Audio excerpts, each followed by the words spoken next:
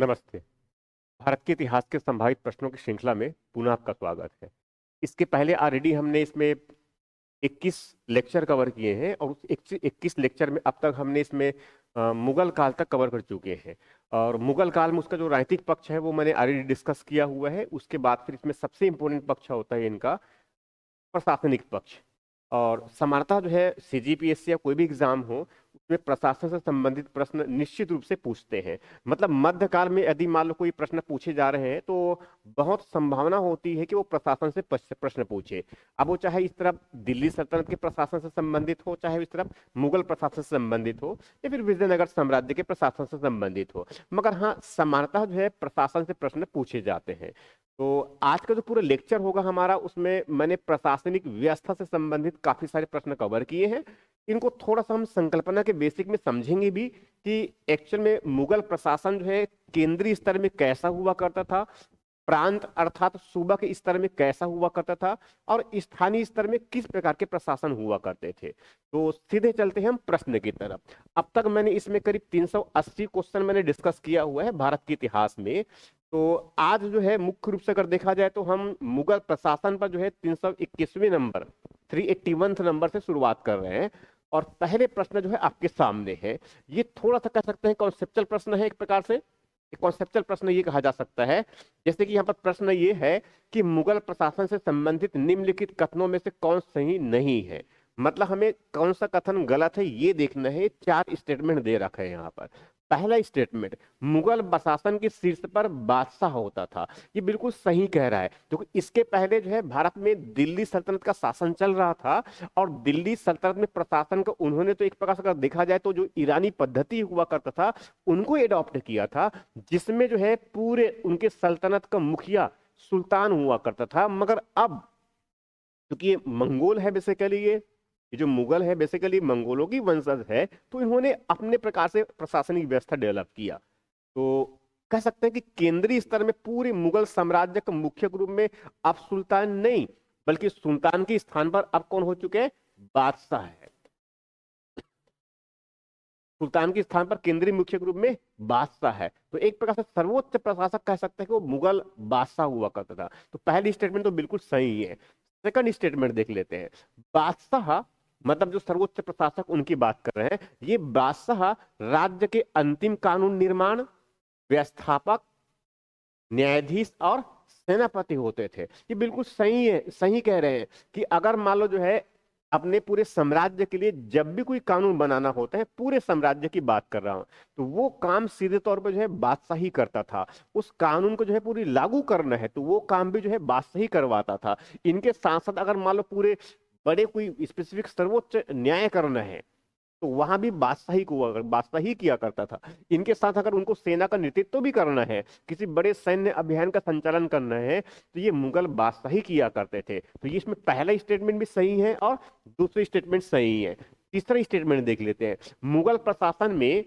कुरान मुगल प्रशासन में कुरान, हदीस, इम्जा और कयास मुस्लिम कानून के स्रोत होते थे। मतलब एक प्रकार से ये कह रहे हैं कि भाई मुस्लिम तो उसमें मुगल बादशाह तो शासन करेगा, मगर शासन किस प्रकार से? तो स्वाभाविक उस समय से कोई कानून का शासन चल रहा है तो ऐसा नहीं है। मगर हाँ, उस समय जो है कुरान है, जैसे कि साथ में जो हदीस है, इम्जा है, कयास है, ये एक्चुअल में कानून के स्रोत हुआ करते थे। और इनके बेसिस पर ही जो है उनके कानून बनते थे, जिनको हम सामान्य रूप से बहुत बाद में विकसित हुआ, जिनको मानते हैं हम सरिया कानून के रूप में। तो एक प्रकार से कह सकते हैं कि बादशाह भी जो है मुगल प्रशासन का संचालन इन स्रोतों के माध्यम से जो कानून बनाए जाते थे उनके माध्यम से करते थे। तो यहां भी स्टेटमेंट बिल्कुल सही है। तो ऊपर के तीनों स्टेटमेंट सही है। इसका मतलब उत्तर क्या आने वाला है हमारा? डी। तो ये ऑप्शन गलत होने वाले हैं। फिर भी देख लेते हैं क्यों गलत है। जैसे कह रहे हैं इस काल में राजस्व और सैन्य विभाग का प्रमुख अधिकारी मीर बख्शी होते थे। तो ये कह रहे हैं कि मीर बख्शी जो है राजस्व प्लस सैन्य विभाग का प्रमुख अधिकारी होते थे, मगर एक्चुअल में ऐसे नहीं है। राजस्व विभाग का जो मुखिया हुआ करता था उनको वजीर कहते थे, जबकि जो है ये जो मीर बख्शी कह रहा हूं, ये एक्चुअल में अगर कहा जाए तो ये जो है सैन्य संगठन का मुखिया हुआ करता था। तो मीर बख्शी जो है केवल सैन्य विभाग का मुखिया हुआ करता था, जबकि इसमें जो राजस्व प्रशासन वाला काम है वो एक्चुअल में उस समय जो वजीर हुआ करते थे, वजीर ही फिर उसको दीवान कहते थे एक्चुअल में, वो देखा करते थे। तो एक प्रकार से कह सकते हैं कि ये ऑप्शन इसमें क्या है, गलत हो गया है। तो उत्तर कौन सा आ गया हमारा, डी। अगला प्रश्न,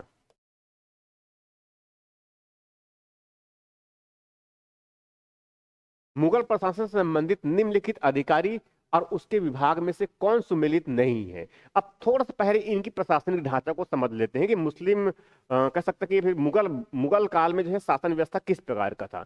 तो जैसे मैंने बताया कि केंद्रीय स्तर में इसमें तो जो है बादशाह है, केंद्रीय स्तर में इसमें बादशाह है, और बादशाह की सहायता के इसमें केंद्रीय स्तर में, तो बादशाह की सहायता के लिए केंद्रीय स्तर में यहाँ पर जो है उसके 4 या फिर 5 प्रमुख विभाग हुआ करते थे। जैसे उनमें से एक राजस्व विभाग था, सैन्य विभाग था, उसमें एक जो है उनके शाही जो है राजमहल को देखने के लिए एक विभाग हुआ करता था, और साथ में एक दो और विभाग हुआ करते थे केंद्रीय स्तर में, और हर विभाग के उसके मुखिया हुआ करते थे। इनके साथ साथ इनकी जो प्रांतीय प्रशासन, तो प्रांतीय प्रशासन में प्रांत तो नहीं कहते थे एक्चुअल में, कहते थे उनको सूबा कहते थे। तो एक प्रकार से कह सकते हैं कि पूरे मुगल साम्राज्य को उसने जो है कई सूबों में बांट रखा था, और उस सूबे के जो है मुखिया सूबेदार हुआ करते थे। और इसमें भी जो है ऐसे कई प्रांतीय स्तर में ऐसे कई उसके विभाग हुआ करते थे, और उस हर विभाग में उनके अधिकारी हुआ करते थे, प्रमुख अधिकारी। इसके बाद में जो है इनका स्थानीय प्रशासन आता था, स्थानीय प्रशासन। और स्थानीय प्रशासन में भी अगर देखा जाए तो इसमें भी जो है कह सकते हैं कि सबसे बड़ी इकाई इनका सरकार हुआ करता था, और सरकार के जो है छोटी इकाई जो है सिख हुआ करता था, और सिख से छोटी इकाई परगना हुआ करता था, और परगना से छोटी इकाई जो है ग्राम हुआ करते थे। तो सिख का जो प्रमुख माफ कीजिएगा, जो सरकार है वो एक प्रशासनिक इकाई बेसिकली है, उसका मुखिया जो है फौजदार हुआ करता था। उसके बाद फिर सिख हुआ करता था, तो सिख का मुखिया जो है सिकदार हुआ करता था। उसके बाद जो परगना होता था, तो परगना का मुखिया जो है चौधरी हुआ करता था। उससे नीचे इकाई जो हुआ करता था सबसे निचले स्तर में ग्राम हुआ करता था, और ग्राम का मुखिया उसमें मुकद्दम हुआ करते थे। हालांकि इसमें पटवारी भी हुआ करते थे, और साथ में तहसील के स्तर में कह सकते हैं परगना वाला, उसके स्तर में कई अधिकारी होते थे। सिख के स्तर में जो सिकदार प्रमुख हुआ करता था, उसके स्तर में भी कई अधिकारी होते थे। और साथ में जो सरकार जो कह रहा हूं जिसमें प्रमुख प्रशासक कह सकते हैं फौजदार हुआ करता था, उसके साथ में भी और कई अधिकारी होते थे। और प्रांतीय सूबा के स्तर में तो जैसे बताया मैंने इसमें कई अधिकारी है, और केंद्रीय स्तर में तो मुगल प्रशासन जो है इस प्रकार से चलता था। केंद्रीय स्तर में बादशाह सर्वोच्च स्तर में, फिर केंद्रीय प्रशासन के स्तर, प्रांतीय सूबा के स्तर में, और स्थानीय प्रशासन के रूप में। तो सभा के इसी में अधिकारी हुआ करते थे। तो इसी से संबंधित हमारा ये प्रश्न है। जैसे ये कह रहे हैं, देखो ये एक्चुअल में मुगल प्रशासन से संबंधित निम्नलिखित अधिकारी और उनके विभाग कौन सम्मिलित नहीं है।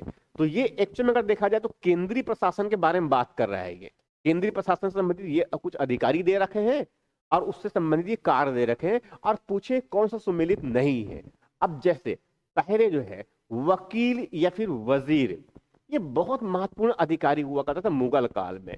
ये एक्चुअल में वकील या वजीर जो कह रहे हैं, ये एक्चुअल में राजस्व और सैन्य विभाग की निगरानी करने वाला एक अधिकारी हुआ करता था। मतलब शुरुआती दौर की बात कर रहा हूं। हालांकि बाद में इनको पुनर्गठित किया गया, और उस पुनर्गठन करके जो है सैन्य प्रशासन को अलग कर दिया गया, सैन्य प्रशासन को अलग कर दिया, सैन्य प्रशासन को अलग कर दिया। और उसमें जो सैन्य प्रशासन के जो मुखिया बनाए गए, उनको कहा गया मीर बख्शी। तो ये एक्चुअली मीर बख्शी जो दे रखा है एक्चुअल में, ये मीर बख्शी जो है, ये एक्चुअल में कैसे प्रश्न थोड़ा सा गलत हो गया ऐसा लग रहा है। कि इसको हम थोड़ा सा अगर चेंज करें, अगर मान लो प्रश्न थोड़ा सा गलत हो गया ऐसा लग रहा है मुझे इसमें, क्योंकि मीर बख्शी और वहां भी इसमें यहाँ भी ऑप्शन गलत हो जाएगा। तो इसमें हम सीधे तौर पे इनको हम राजस्व वाला ये सेगमेंट दे देते हैं, और यहाँ पर हम इसको हटा करके, चूंकि पहले प्रश्न मैंने ही बनाए हैं तो थोड़ा सा प्रश्न गलत हो गया है, उसको थोड़ा सा करेक्ट कर रहा हूं मैं। इनको मैं कह देता हूँ सैन्य विभाग, इनको हम सैन्य विभाग पढ़ेंगे। तो सैन्य विभाग, तो अब ये प्रश्न ऑप्शन हमारा क्या हो जाएगा, ये ऑप्शन सही होगा। मतलब वीर बख्शी जो है एक प्रकार से देखा जाए तो क्या है, सैन्य विभाग का प्रमुख अधिकारी हुआ करता था। और वकील ये जो वजीर कह रहा हूं, वो एक्चुअल में राजस्व विभाग का प्रमुख अधिकारी हुआ करता था, मतलब प्रधान अधिकारी। तो ऊपर के पहले वकील या वजीर ये भी बिल्कुल सही है, जो राजस्व प्रशासन का प्रमुख हुआ करता था। इसके साथ साथ मीर बख्शी जो है ये सैन्य विभाग का प्रमुख अधिकारी हुआ करता था। और इसके बाद में दे रखा है सद्र उद सद्र, कि केंद्रीय स्तर में तीनों जो बात करूं, केंद्रीय स्तर के प्रमुख अधिकारी है सद्र उस सद्र। ये सद्र उस सद्र जो है धार्मिक मामलों से संबंधित कार्यों को देखने वाला एक अधिकारी हुआ करता था। ये बिल्कुल सही है। मगर उसके बाद इसमें दे रखा है मीर ए समा, मीर ए समा दे रखा है। तो ये एक्चुअल में मीर ये समा जो है, ये एक्चुअल में केंद्रीय स्तर में जो है, जो शाही महल, शाही महल है, मतलब महलों की, फिर राजमहल में जो है पर जो पूरा राजा और उनके साथ में उनके अधिकारी, उनके पूरे परिवार जो रहता है, उनकी देखरेख करने वाला, उनके लिए व्यवस्था करने वाला अधिकारी हुआ करता था, उसे बोलते थे मीर ए समा।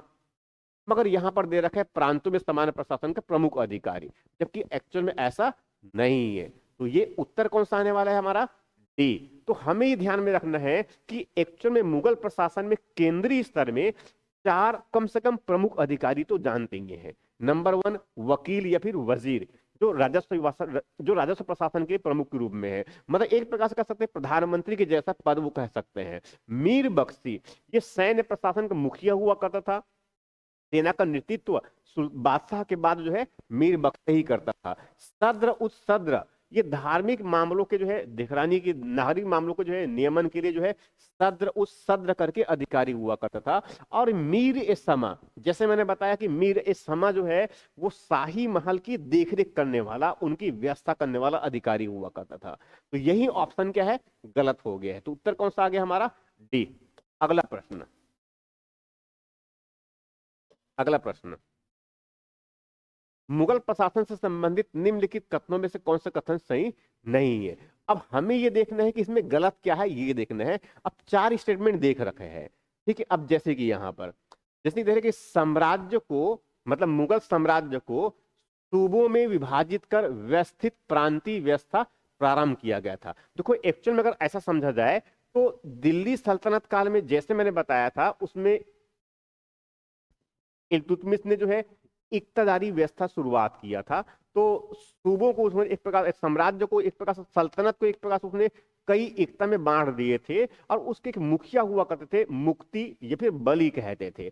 मगर उसके बाद में अगर देखें तो स्थानीय प्रशासन में ठीक है, उसमें उसमें कह सकते हैं कि उसमें कह सकते हैं कि उसमें सिख है, ठीक है, फिर परगना भी है, फिर ग्राम है। मगर ओवरऑल में कहा जाए तो उसमें पूरी जो प्रशासनिक ढांचे हैं उनकी बहुत अच्छा विकास नहीं हुआ था, ये कह सकते हैं। मगर मुगल काल के आते तक जो है वो पूरी केंद्रीय स्तर से लेकर प्रांतीय स्तर और उसके बाद स्थानीय स्तर में प्रशासन की व्यवस्था बहुत चुस्त दुरुस्त हो चुकी है। तो इसीलिए कह रहे हैं कि अब जो प्रांतीय स्तर प्रशासन की व्यवस्था है इस मुगल काल में बहुत व्यवस्थित हो चुकी है। व्यवस्थित होकर के पूरे साम्राज्य को उन्होंने सूबों में विभाजित करके, सूबों में विभाजित कर जो है व्यवस्थित प्रांतीय व्यवस्था प्रारंभ किया। ये बिल्कुल सही कह रहे हैं। सूबा के जो है मुखिया हुआ करते थे सूबेदार, सूबे के मुखिया को जो है सूबेदार कहते थे। ये एक प्रकार से कहते हैं प्रांतों के मुखिया कह सकते हैं, प्रांतों के मुखिया कह सकते हैं। तो एक प्रकार से प्रांतों की स्तर में जो है इसमें मुखिया कौन हो गया, तो सूबेदार। तो पूरे मुगल साम्राज्य को उसने कई अलग अलग प्रांतों में, प्रांत मतलब सूबों में बांट दिया, और उस सूबा के जो मुखिया हुआ करते थे उनको बोलते थे सूबेदार। अब उसके बाद कह रहे हैं बी ऑप्शन, और ये पहला ऑप्शन पहले टर्म बिल्कुल सही है, कह सूबा का मुखिया सूबेदार या फिर नजीम होता था। ये बिल्कुल सही कह रहे हैं। तो ये ध्यान में रखना है कि मुगल प्रशासन में जो है सूबा का मुखिया, उनको सूबेदार तो कहते ही थे, मगर सूबेदार के साथ साथ उनको नजीम भी कहा जाता था। ये ध्यान में रखना है। तो यहां दोनों स्टेटमेंट बिल्कुल सही है। तीसरा स्टेटमेंट, स्थानीय प्रशासन मतलब प्रांतीय प्रशासन से नीचे की बात कर रहे हैं। जैसे कि वर्तमान में अगर स्थानीय प्रशासन की बात अभी हम जब करते हैं, में ग्रामीण क्षेत्र के लिए अलग प्रशासन की व्यवस्था होती है और नगरीय क्षेत्र के लिए अलग प्रशासन की व्यवस्था होती है। नगरीय क्षेत्र में जानते हैं कि उसमें नगर निगम, नगर पालिका और नगर पंचायत होता है।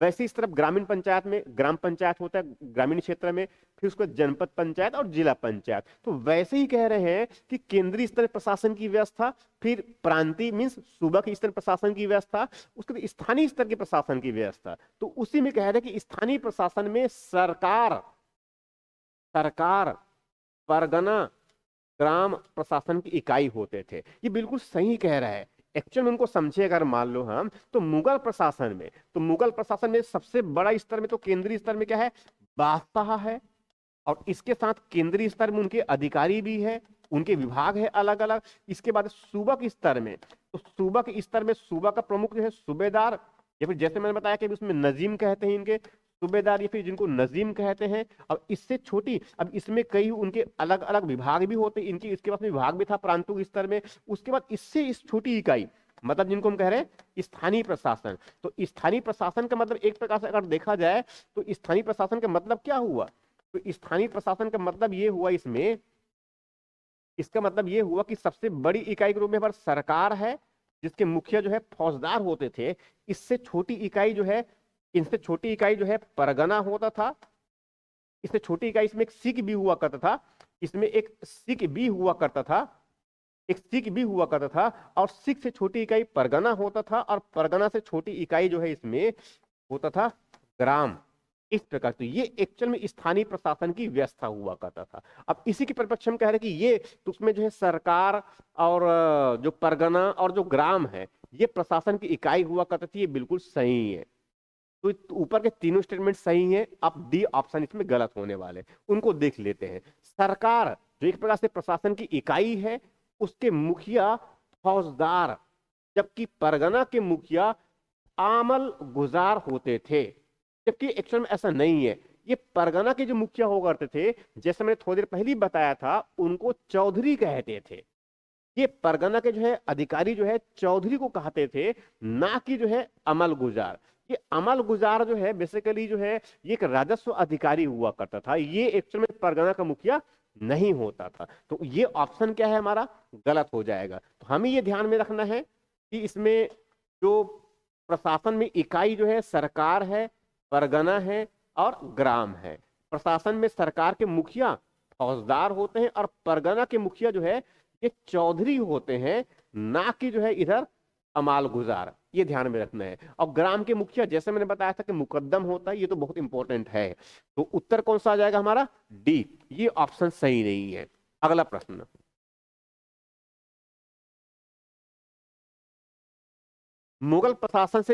मुगल प्रशासन से संबंधित या फिर मुगल प्रशासन से निम्नलिखित कौन सा पद केंद्रीय प्रशासन के समान प्रांतीय स्तर पे नहीं होता था। जैसे मैंने बताया कि इसमें केंद्रीय स्तर पे प्रशासन की व्यवस्था है, केंद्रीय स्तर में इनके अलग अलग विभाग होते थे, 4-5 ऐसे अलग विभाग होते थे। वैसे यहाँ पर सूबों के संबंध में इसका सूबा प्रशासन, मतलब सूबा उससे छोटी इकाई के रूप में, जिसमें यहाँ पर भी अलग अलग विभाग हुआ करते थे।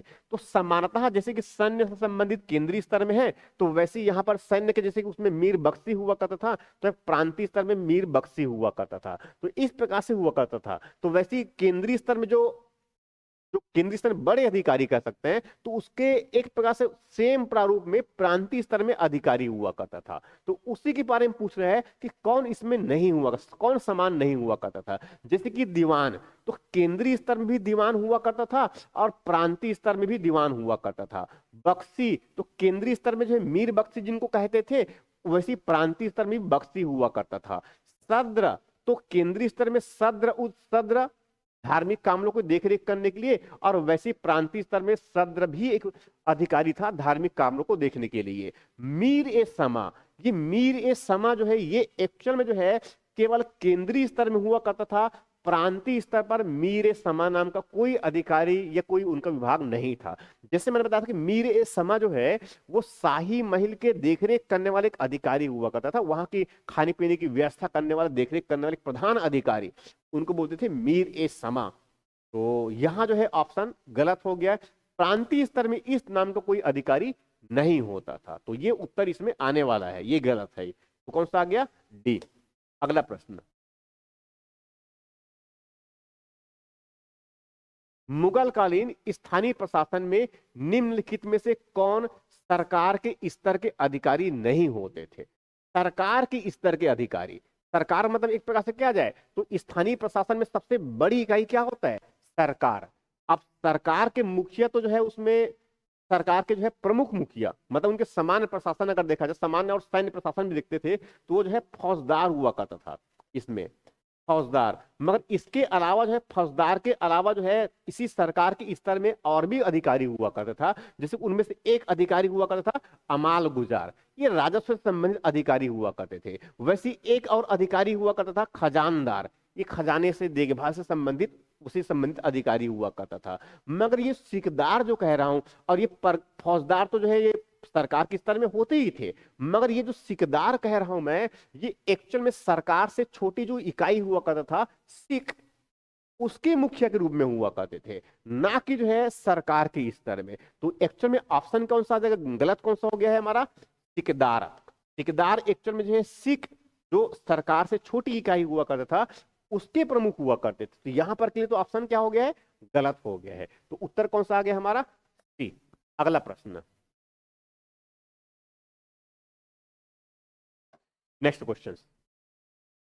मुगल प्रशासन में निम्नलिखित में से कौन सा परगना के स्तर के अधिकारी नहीं थे। तो इसके पहले मैंने इसमें सरकार के स्तर में अधिकारी की बात किया, और यहां पर पूछ रहे हैं कि परगना के स्तर का कौन अधिकारी नहीं होता था। मतलब देखो मेरा सेंस ये है कि अगर सरकार के स्तर में जो बातें हैं प्रशासनिक इकाई के रूप में, उनको अगर समझ लेते हैं आप, परगना के स्तर में जो बातें हैं उनको समझ लेते हैं, और ग्राम के स्तर में तो स्वाभाविक अगर उससे प्रश्न अगर आते हैं तो स्वाभाविक उनको बनाया जा सकता है। तो इसी सेंस में मैंने क्वेश्चन को डिजाइन किया हुआ है। तो परगना स्तर के अधिकारी कौन नहीं होते थे। अब यहां पर देखो 3-4 अधिकारी दे रखे हैं। अब उसमें आमिल ये अधिकारी होते थे, पोतदार भी अधिकारी होते थे, कानूनगो ये भी अधिकारी होते थे। मगर ये मुकद्दम जो कह रहा हूं, ये एक्चुअल में ग्रामीण स्तर के अधिकारी हुआ करते थे। जो गांव के जो मुखिया हुआ करते थे, ग्राम के जो प्रशासनिक इकाई था उसके मुखिया को बोलते थे मुकद्दम। और मुकद्दम की सहायता के लिए इसमें पटवारी, साथ में इसमें कोतवाल, ये सब भी हुआ करते थे।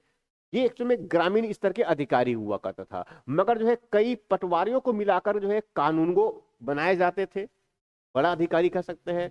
परगना के स्तर में पोतदार बनाए जाते थे, उसके नियुक्त किए जाते थे, और आमिल। तो ये ऊपर के तीनों जो है ये परगना के स्तर के अधिकारी हुआ करते थे, जबकि मुकद्दम जो है ग्रामीण स्तर के अधिकारी हुआ करते थे। तो उत्तर कौन सा आ जाएगा हमारा, कि इसमें डी परगना के स्तर का नहीं है। अगला प्रश्न, अगला प्रश्न। अब ये जो प्रश्न है एक प्रकार से देखा जाए तो ये मनसबदारी व्यवस्था से है। अब देखो एक्चुअल में जो है इसमें मुगल बादशाह जो है अकबर, उन्होंने जो पहले से ऑलरेडी जो शेर शाह सूरी के समय जो है उनका जो राजस्व प्रशासन चल रहा था, एक प्रकार से रैयतवाड़ी व्यवस्था कह सकते हैं, उसके बेसिस पर उन्होंने अपना जो है एक कह सकते हैं कि अपना राजस्व प्रशासन शुरुआत किया था। वैसे ही सैन्य प्रशासन भी देखा देखे एक प्रकार से देखा जाए तो उन्होंने नए प्रकार से स्थापित किया। तो इसी क्रम में जो है उन्होंने कह रहे हैं कि मनसबदारी व्यवस्था, देखो एक्चुअल में मुगल काल में जो, और विशेष रूप से जो है बादशाह अकबर के समय, एक मनसबदारी व्यवस्था और एक जो है दहसाला पद्धति जिनको कहते हैं। तो दहसाला पद्धति तो राजस्व प्रशासन से संबंधित है, जबकि जो है मनसबदारी व्यवस्था एक्चुअल में जो है ये सैन्य प्रशासन से संबंधित था। और ये दहसाला पद्धति और ये मनसबदारी पद्धति, ये विशेष रूप से अगर कहा जाए तो अकबर के द्वारा ही लागू किया गया है। तो उसी से संबंधित प्रश्न है, मनसबदारी व्यवस्था से संबंधित निम्नलिखित में से कौन सा कथन सही नहीं है। अब ये देखना है इसमें कि सही क्या है और गलत क्या है। तो थोड़ा सा स्टेटमेंट बेस्ड क्वेश्चन है, और जानबूझ करके मैंने, चूंकि मुझे कॉन्सेप्ट समझाना था मनसबदारी का, तो इसी क्वेश्चन में मैंने फॉर्मेट किए हुए हैं। तो इससे अगर मान लो प्रश्न किसी भी रूप में अगर मान लो आता है पीएससी में, तो उनको हम कवर कर सके। जैसे कह कि मनसबदारी व्यवस्था, जैसे मैंने बताया कि मुगल बादशाह अकबर ने शुरुआत किया था, सैन्य प्रशासन से इनका संबंध है। अब स्टेटमेंट कह रहा है, देखो मुगल प्रशासन में मनसबदारी व्यवस्था अकबर ने अपने शासनकाल में प्रारंभ किया था। ये बिल्कुल सही कह रहा है भाई, अकबर ही एक्चुअल में इस मनसबदारी व्यवस्था को लागू किया था इस मुगल काल में। ठीक, पहली स्टेटमेंट बिल्कुल सही है। दूसरा स्टेटमेंट, इस व्यवस्था में प्रत्येक अधिकारी का पद, प्रत्येक अधिकारी का पद जोड़े अंक में व्यक्त होते थे, जिसे जात और सवार कहते थे। ये बिल्कुल सही कह रहे हैं। देखो इस मंतबदारी व्यवस्था में होता ये था कि उसमें जो अधिकारी, उसमें कह सकते हैं कि जैसे कहने कि प्रत्येक अधिकारी का पद जोड़े में अंक में होते थे। मतलब उसमें जो अधिकारी के जो अंक है वो जोड़े में होते थे। मतलब 2 अधिकारी है अगर मान लो, मतलब अधिकारी कोई भी अधिकारी का अगर पद है तो उसमें 2 अधिकारी हुआ करते थे। उसी के कह रहे हैं कि इस व्यवस्था में प्रत्येक अधिकारी के पद जोड़े अंक में व्यक्त होते थे, तो इसमें जात और सवार कहते थे। तो जात एक प्रकार से कह सकते हैं कि अधिकारी, और साथ में जो है सवार, मतलब एक अधिकारी को अगर व्यक्त करना हो तो उसमें जात और सवार के रूप में व्यक्त किए जाते थे। ये बिल्कुल सही कह रहा है।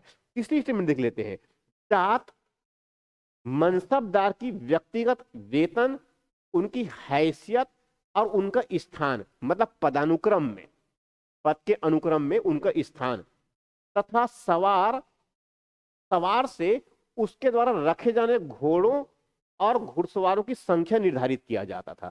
जैसे मैंने बताया कि सैन्य प्रशासन से संबंधित है, तो एक प्रकार से जात का मतलब, एक प्रकार से अगर देखा जाए तो जात, किसी अधिकारी की जात का मतलब ये है कि उनको उनकी स्थिति क्या है, उसने प्रशासन में जितने भी अधिकारी है उसमें वो किस क्रम का अधिकारी है, तो इसको इंडिकेट करने के लिए उनको जात के रूप में क्लासिफाई किया जाता था। और वही जो है उसके बेसिस पर उनके व्यक्तिगत वेतन का निर्धारण होता था, उनकी प्रशासन में हैसियत क्या होगी उस जात के बेसिस पर ही डिसाइड होते थे, उनका पदानुक्रम में स्थान क्या होगा वो भी जात के बेसिस पर ही करते, जात के बेसिस पर निर्धारण करते थे, और ये मुगल बादशाह खुद करते थे।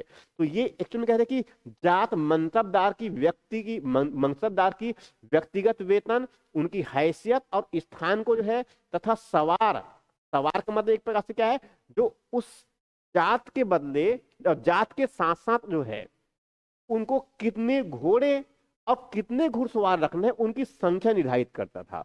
तो ये ध्यान में रखना कि सवार का मतलब क्या है, किससे संबंधित है, उसमें घोड़ों की संख्या और साथ में घुड़सवारों की संख्या, और जात का मतलब क्या है, वो उस मनसबदार का उनके व्यक्तिगत वेतन, उनकी हैसियत और उनकी पूरे प्रशासनिक ढांचे में जो उनका पदानुक्रम है वो उनको इंडिकेट करते थे। इसीलिए कह रहे हैं कि मनसबदारी व्यवस्था में जो है उसमें किसी भी अधिकारी को दो रूप में व्यक्त किए जाते थे, एक जात के रूप में और दूसरा सवार के रूप में। जात जो है उनकी व्यक्तिगत हैसियत को निर्धारित करता था, जबकि जो है जो सवार है वो ये निर्धारित करता था कि वहां कितने घोड़े और कितने घुड़सवार को रखेंगे। तो ये दोनों ऊपर के जो है पहली स्टेटमेंट प्लस दूसरी स्टेटमेंट और ये तीसरी स्टेटमेंट बिल्कुल सही है। अब उसके बाद डी ऑप्शन, अब ऊपर के तीनों स्टेटमेंट अगर सही है इसके मतलब डी ऑप्शन इसमें गलत होने वाले हैं। अब देखिए इसमें क्यों गलत है ये, तो डी तो गलत ही है समझ में आ गया, मगर क्यों समझना है ये, मनसबदारों को केवल नकदी वेतन दिया जाता था, जागीर के रूप में नहीं। ऐसा नहीं है, मनसबदारों को जो है नकदी वेतन तो दिए ही जाते थे, जिनको नकदी मनसबदारी कहते थे, ये नकदी मनसबदारी कहते थे, मतलब नकदी वेतन उनको दिए जाते थे। मगर इसके अलावा जो है कुछ ऐसे भी मनसब थे जिनको वेतन के रूप में जो है उनको जागीर दिया जाता था, उनको मनसब जागीर कहते थे, उनको कह सकते हैं कि वेतन के रूप में जागीर दे दिए जाते थे। तो ये एक्चुअली में कह सकते हैं कि मुगल बादशाह अकबर के द्वारा लाया गया सैन्य प्रशासन के जो है कह सकते हैं कि अच्छे प्रकार से करने के लिए, सेनाओं के संगठित करने के लिए उसने मनसबदारी व्यवस्था ये बहुत कह सकते हैं पॉपुलर भी कह सकते हैं उस अकबर के समय में ये। तो डी ऑप्शन इसमें क्या है, गलत है। तो उत्तर कौन सा आ गया, डी। अगला प्रश्न, अगला प्रश्न,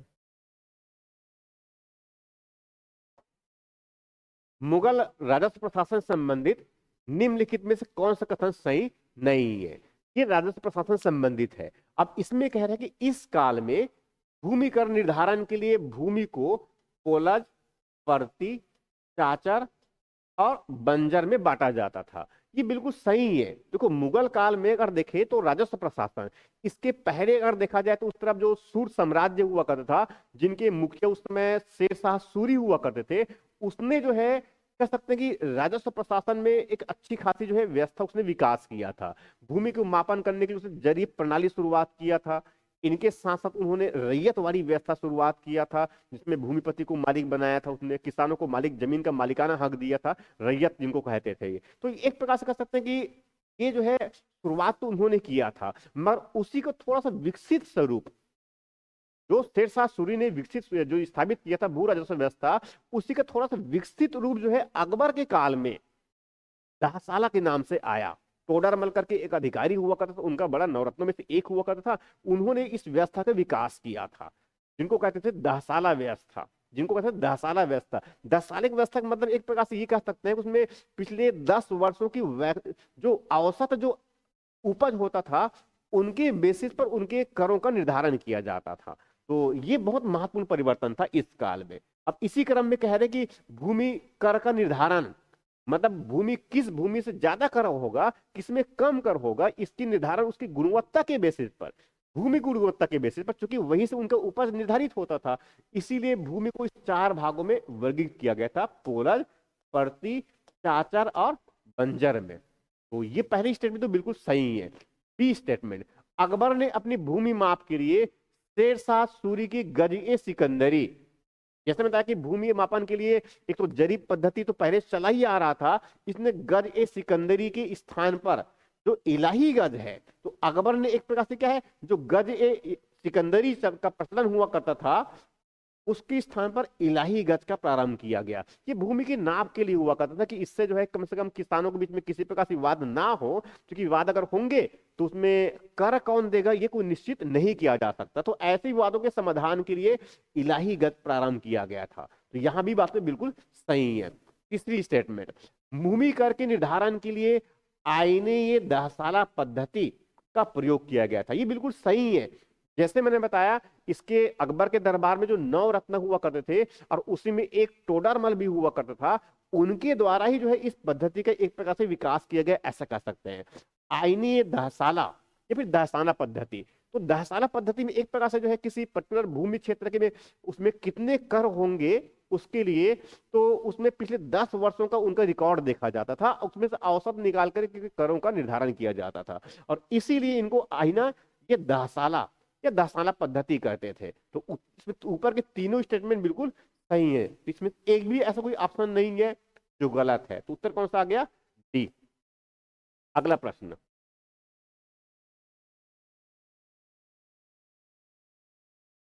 मनसबदारी व्यवस्था के संदर्भ में कौन सा कथन सही नहीं है? देखो, मनसबदारी व्यवस्था बहुत इंपॉर्टेंट, इसलिए मैंने एक दो क्वेश्चन और लिए हुए इसमें। ये अब पहली स्टेटमेंट कह रहे हैं मनसबदारी व्यवस्था राज्य के कुलीन वर्ग से संबंधित थे जिसे अकबर ने प्रारंभ किया था। ये बिल्कुल सही है भाई। जिनको मनसब, किसको मनसब दिए जाएंगे? कुछ महत्वपूर्ण व्यक्ति है उसी को मनसब दिया जाता था, कुछ सामान्य व्यक्ति को तो मनसब नहीं मिलता था, क्योंकि उसके साथ में जात और सवाल रखने की जिम्मेदारी भी आता था। तो स्वाभाविक उन सबके लिए तो बड़ी एक कह सकते हैं कि अच्छी व्यक्ति कह सकते हैं, तो उसके बेसिस पर कह सकते हैं कि बड़े महत्वपूर्ण वर्गों को उसमें दिया जाते थे ये। तो ये एक्चुअली कहते हैं अकबर ने शुरुआत किया था मनसबदारी व्यवस्था, तो उसी के बारे में बात कर रहा है। तो पहली स्टेटमेंट तो बिल्कुल सही है, बी ऑप्शन। मनसब मुगल और मनसब मुगल नौकरशाही में पद और वरीयता के क्रम को निर्धारित करता था, बिल्कुल सही बात कह रहे हैं। जैसे थोड़ी पर बताया मैंने कि वो जात और साथ में क्या है, सवार, जात, उनकी व्यक्तिगत हैसियत, उनकी जो है वेतन भत्ते, उन सबको निर्धारित करते, उस सबसे उससे निर्धारित होता था।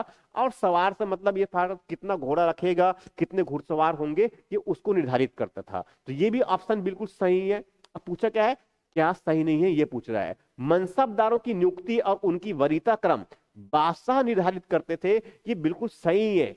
बादशाह ही एक प्रकार से किसको मनसब देना है, कितना मनसब देना है, ये सब निर्धारण जो है बादशाह ही करता था, कोई दूसरा और नहीं। तो ऊपर के तीनों स्टेटमेंट सही हैं, मतलब डी ऑप्शन इसमें गलत होने वाले हैं। अब यहां पर डी ऑप्शन क्यों गलत है वो देख लीजिए। मनसबदारी का पद वंशानुगत होता था, मगर एक्चुअल में वैसा नहीं है। ये मनसबदारी के पद जो है वंशानुगत नहीं होता था, ये एक्चुअल में एक निश्चित अवधि के लिए दिए जाते थे, बादशाह के द्वारा इनके पद कोई वंशानुगत नहीं होता था। तो उत्तर कौन सा आ गया हमारा? डी। अगला प्रश्न,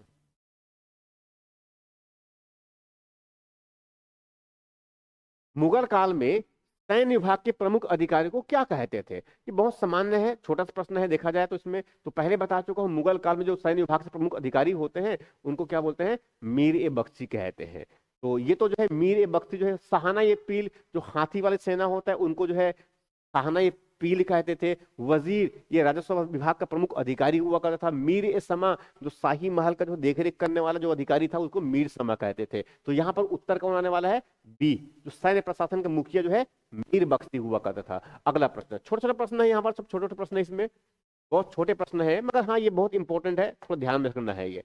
अब कह रहे मुगल प्रशासन वर्तमान जिले स्तर की इकाई को किस नाम से जानते हैं? जिले के स्तर का मतलब क्या है? जो प्रशासन में सर्वोच्च इकाई, मतलब स्थानीय प्रशासन में सबसे बड़ा इकाई जो है उसी की बात कर रहे हैं। तो जैसे जिला एक्चुअल में क्या है भाई, प्रांत, उसके बाद जिला, तो जिले स्तर क्या है, स्थानीय से वहां शुरुआत हो रही है। तो वैसे सेम कह रहे हैं कि कौन हुआ करता था। अब उसमें कौन हुआ करता था यहाँ पर देख रहे हैं, जैसे कि सिख, तो सिख तो छोटी इकाई हुआ करता था।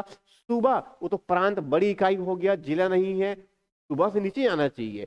आहार ये कोई ऐसा इकाई नहीं था यहाँ पर। सरकार, ये एक्चुअल में जिले के स्तर में अधिकारी इकाई हुआ करता था, और इसी सरकार का मुखिया जो है फौजदार हुआ करता था। उसके बाद इससे छोटी इकाई के रूप में सिख या परगना, और परगना के नीचे ग्राम हुआ करता था। तो जिले स्तर की इकाई के रूप में किस रूप में है? सरकार के रूप में। तो सरकार एक प्रकार से क्या है? इकाई है मुगल काल में, ये ध्यान में रखना है। सरकार से छोटी इकाई परगना, परगना छोटी इकाई ग्राम, ये सामान्य रूप से ऐसा कह सकते हैं। तो उत्तर कौन सा आ गया हमारा? डी। अगला प्रश्न,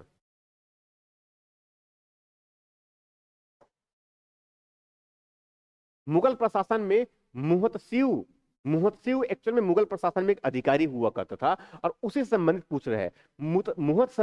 मुहतसिव निम्नलिखित में से किसका देखरेख करने वाला अधिकारी होता था? अब कह रहे कि सैन्य अधिकारी, मगर ऐसा नहीं है, ये सैन्य अधिकारी नहीं होता था। विदेश विभाग का मुखिया, ऐसा भी बिल्कुल नहीं है। पत्र व्यवहार का मुखिया, ऐसा भी नहीं है। बाजार और लोक आचरण का नजर रखने वाला अधिकारी, ये होता था मुहतसिव।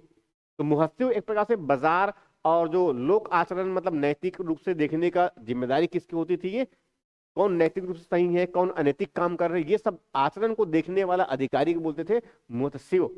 तो उत्तर कौन सा जाएगा हमारा? डी। अगला प्रश्न,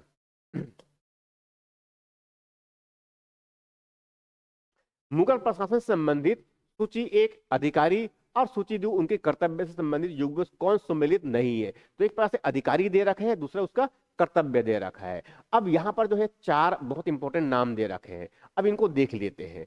अब देखो पहले ऑप्शन में क्या है? दीवाने तन।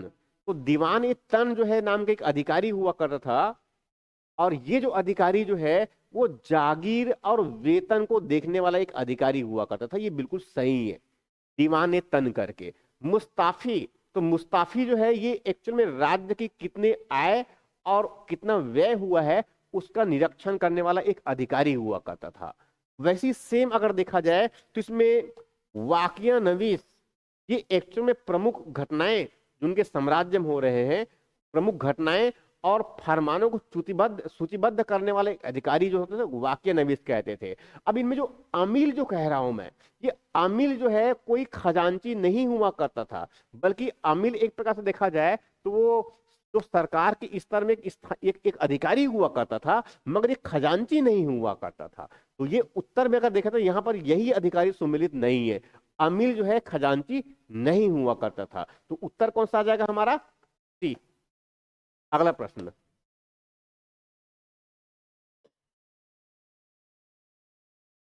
मुगल कालीन प्रशासन के अधिकारी और उससे संबंधित दायित्वों में से कौन सम्मिलित नहीं है? अब यहाँ पर फिर वैसे तीन चार नाम दे रखे हैं अधिकारियों के, जैसे कि एक नाम दे रखे है मुहतसीब।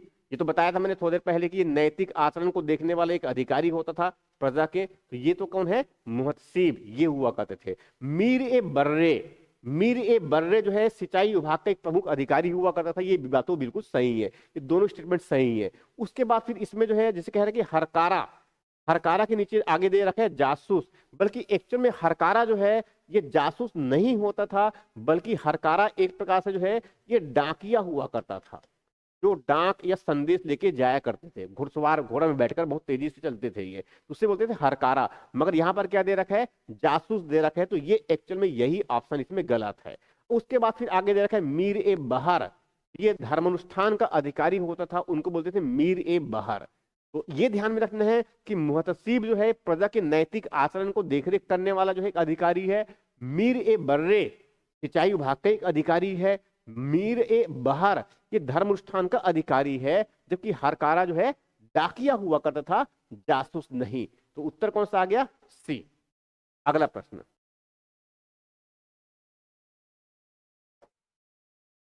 मुगल प्रशासन में मदद ए मास, मदद ए मास, तो ये ऐसे कुछ टिपिकल एग्जाम में पूछे जाते हैं। मदद ए मास, तो मदद ए मास निम्नलिखित में से किससे संबंधित थे? मुगल काल में कह रहे हैं।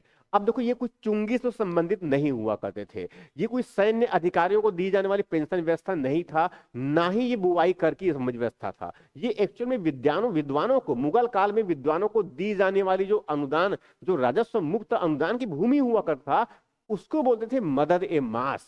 मतलब विद्वानों को जो है भूमि का हिस्सा दे दिया गया, जिस पर कोई राजस्व की वसूली नहीं होता था। उसी को बोलते हैं कि विद्वानों को दी जाने वाली राजस्व मुक्त अनुदत्त भूमि, उनको मदद ए मास कहा जाता था। तो उत्तर कौन सा आ जाएगा हमारा? बी। अगला प्रश्न,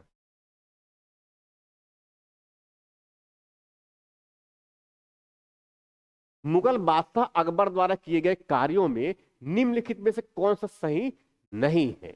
अब उसमें कह रहे कि तीन ऑप्शन, तीन स्टेटमेंट दे रखे हैं, चौथा इनमें से कोई डी, इनमें से कोई नहीं है। अब पहला स्टेटमेंट, अकबर ने शेर शाह की तरह राज्य के सिक्कों का प्रचलन को नियमित करने का प्रयास किया। ये बिल्कुल सही है। अकबर के पहले भी ठीक है, उसने कई प्रकार के सिक्के जारी किए थे, मगर अकबर के समय जो है उनको सिक्कों को एक प्रकार से नियमित व्यवस्था शुरुआत किया गया था। ये बिल्कुल सही कह रहे हैं। बी ऑप्शन, शेर शाह की मुद्रा पद्धति के समान, शेर शाह की मुद्रा पद्धति के समान अकबर के समय तांबे का, ये ताम्र का प्रमुख सिक्का, ताम्र का प्रमुख सिक्का दाम था। ये बिल्कुल सही कह रहे हैं। मतलब अकबर के शासन काल में जो तांबे के जो सिक्के ढाले जाते थे उनको दाम कहते थे। हालांकि इसके पहले अगर देखे तो चांदी के सिक्के भी उसमें प्रचलन में हुआ करता था, जिनको रुपया कहते थे। सोने के सिक्के भी हुआ करते थे, उनको मुहर कहते थे। इस प्रकार के प्रचलन हुआ करता था। मगर विशेष रूप से मैं बात कर रहा हूं, जिस समय अकबर जब शासन कर रहे थे उस समय सिक्के जो जारी किए गए तांबे के, उनको कहा जाता था दाम। ये बिल्कुल सही है।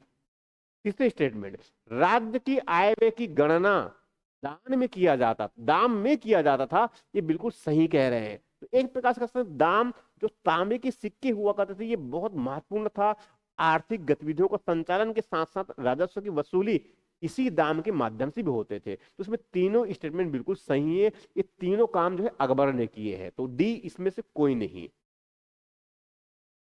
अगला प्रश्न,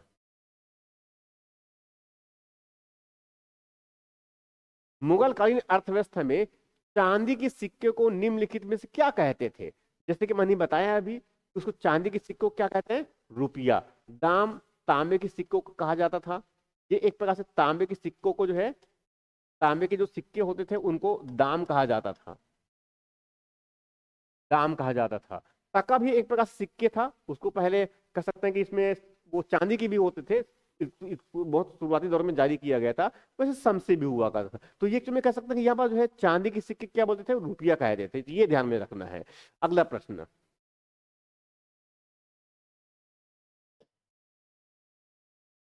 मुगल काल के दौरान ढाले गए सिक्कों को कहा जाता था। देखो एक्चुअल में सिक्कों के प्रचलन का मतलब एक प्रकार से ऐसा समझ लिया कि जैसे कि पहले सल्तनत काल चल रहा था, तो सल्तनत काल में तो ऐसा कह सकते हैं कि इसमें इल्तुतमिश ने बहुत इंपॉर्टेंट, उसने टका वगैरह जारी किया था, टका, चांदी के टका जारी किया था। तो स्वाभाविक है जब वो टका जो है, जो भले ही इल्तुतमिश ने जारी किया हो, तो वो तो आगे चलेगा ही चलेगा ना। तो दिल्ली सल्तनत के काल में जो सिक्के चल रहे थे वो तो आगे लगातार चलते ही थे। मगर उस समय जो है जो शासक है वो भी तो सिक्के जारी करते थे। मतलब पहले के जो ढाले हुए सिक्के वो भी चल रहा है, और जो नए शासक हुए उसने भी सिक्के ढाले ढाले ढलाई की है। जैसे कि अकबर के समय में जैसा बताया मैंने, तांबे के सिक्के जारी किया, उनको दाम कहा जाता था। तो अकबर के समय में ढाले गए सिक्के मतलब मुगल काल में ढाले गए सिक्के, ऐसे मान के चलिए। और कुछ उसके पहले से भी सिक्के जो ढाले हुए थे वो लगातार चला आ रहा था। तो उसी की कह रहे हैं कि मुगल काल के दौरान ढाले गए सिक्कों को कहा जाता था, मतलब क्या कहा जाता था? उनको कहते थे खजाना। मुगल काल में जो सिक्के जारी किए जाते थे शासन के दौरान, जो अलग अलग शासक जो है जो सिक्के जारी करते थे उसको बोलते थे खजाना। और जो पहले से सिक्के जो प्रचलन में थे ऑलरेडी, जो दिल्ली सल्तनत से भी कंटिन्यू में आगे लगातार चलते आ रहे थे, उनको बोलते थे चालनी। चालनी एक प्रकार से जो पहले निरंतर रूप से चलने वाले सिक्के होते थे उनको चालनी कहते थे। और जो शासक जिस समय शासन कर रहा है उसके दौरान जब जारी किया गया है उनको बोलते थे खजाना। तो उत्तर कौन सा आ जाएगा हमारा? ए। अगला प्रश्न,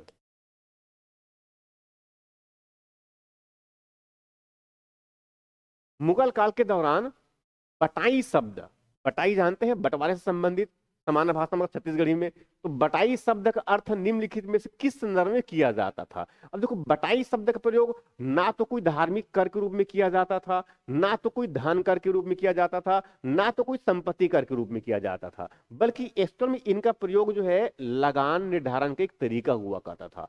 तो बटाई शब्द का प्रयोग जो है सामान्यतः जो है लगान को निर्धारित करने के लिए किया जाता था। तो उत्तर कौन सा आ गया हमारा? बी। अगला प्रश्न,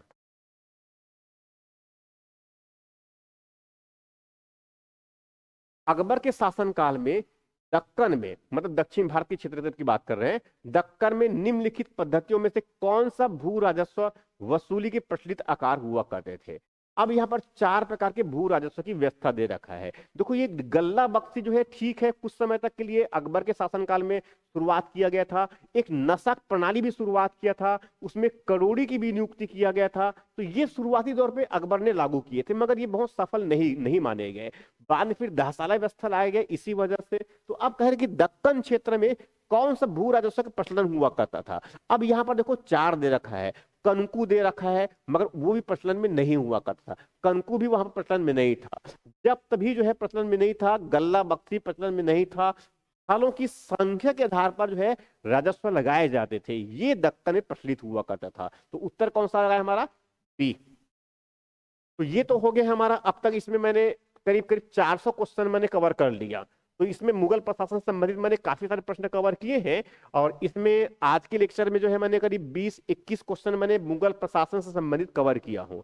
अब इसमें मेरा अनुमान है कि प्रशासन को अगर इस प्रकार से हम देखते हैं, तो यहां से जो है बेसिक जो स्ट्रक्चर है प्रशासन का, ये हमारा कवर हो जाता है। अब इसके बाद, अब मुगल काल का मतलब एक प्रकार से अगर देखा जाए तो लगभग हम 1707 तक कवर कर चुके हैं। अब 1707 के बाद का जो इतिहास है वो जानते हैं कि वहां आधुनिक भारत की इतिहास है। तो अगला जो लेक्चर होगा उसमें आधुनिक भारत के इतिहास से काफी सारे प्रश्न कवर करेंगे, और ऐसे भी जानते हैं आधुनिक भारत के इतिहास, और साथ में उसमें जो हमारा जो है उसमें जो भारतीय राष्ट्रीय जो आंदोलन है उसमें ज्यादा प्रश्न आते हैं। तो मेरा अनुमान है कि इसमें कम से कम आने वाले समय में हम जो इसमें, अभी तो मैंने अभी करीब 22 लेक्चर, ये मेरा 22वां लेक्चर था भारत के इतिहास में, और अभी हम कम से कम जो है 10 से 12 लेक्चर और करने वाले हैं।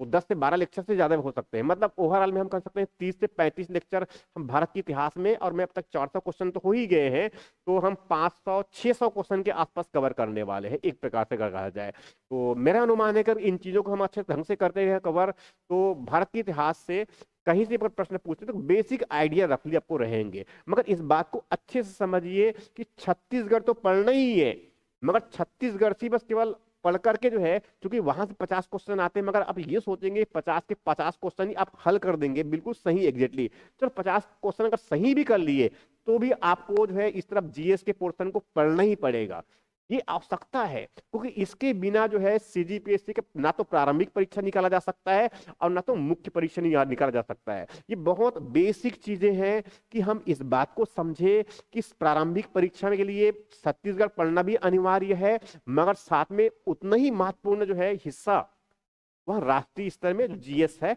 भारत की इतिहास, संविधान, अर्थव्यवस्था, भूगोल, पर्यावरण और विज्ञान प्रौद्योगिकी, करंट अफेयर्स, ये बहुत इंपॉर्टेंट है। तो पढ़ते रहिए, एग्जाम पास में आ रहा है, ज्यादा पढ़िए, क्वेश्चन सॉल्व कीजिए, अटेम्प्ट कीजिए, जहां गलती है उनको सुधारिए। Thank you very much.